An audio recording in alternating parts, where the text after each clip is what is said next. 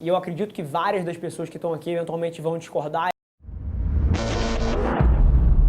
e vão falar que o plano estratégico da empresa tem que estar perfeitamente linkado com as expectativas de growth da economia. Então, pô, se a economia espera crescer 6%, você investe um pouco mais, senão você reduz, enfim. E, de fato, eu acredito que isso é verdade para vários negócios. Assim, quando você fala das engrenagens que movem o país, a indústria, pô, petroquímica, matéria-prima, indústrias de base,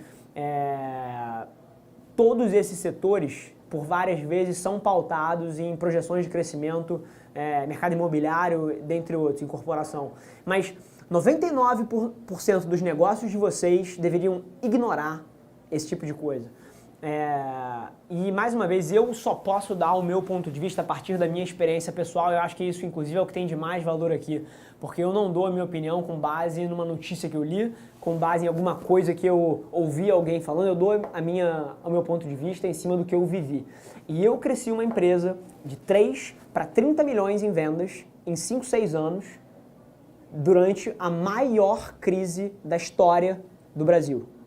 E assim, se eu tivesse pautado as minhas expectativas em relação àquele projeto em cima do que o mercado me dizia que ia acontecer, número 1, eu nunca ia achar que aquilo era possível. Número 2, eu ia ter underinvested, ia ter subinvestido o capital da minha empresa, ia ter provavelmente tirado muito mais do fluxo de caixa em dividendos para o meu bolso do que reinvestido o dinheiro na empresa, porque eu não achava que valia a pena o retorno de capital ali naquela oportunidade.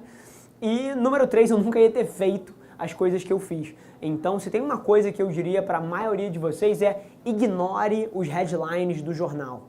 Tirem as suas próprias conclusões dos mercados onde vocês estão inseridos. Se a sua empresa... a Velar Media é um exemplo disso. Teoricamente, existe um crash das agências de publicidade. A minha agência cresce 15, 20% ao mês. Então, assim, se eu tivesse lendo as notícias, eu nunca teria aberto uma agência.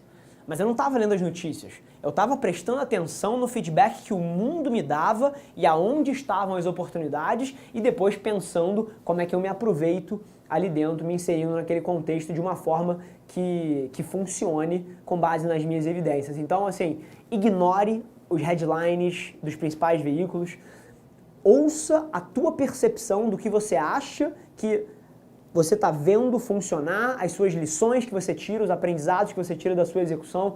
Isso é muito mais valioso do que ficar se pautando na taxa básica da economia, na projeção de crescimento do país. Lembrando que a projeção de crescimento de um país ela é uma média de diversos setores.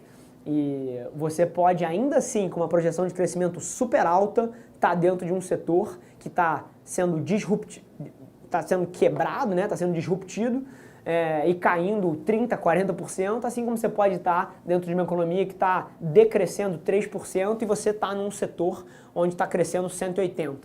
Então, assim, essas médias de mercado, elas funcionam muito pouco para educar a decisão corporativa de quem está nas trincheiras. Eu acho que você tiraria muito mais valor se você ouvisse os dados que você coleta no teu dia a dia, ao invés dos headlines dos principais veículos.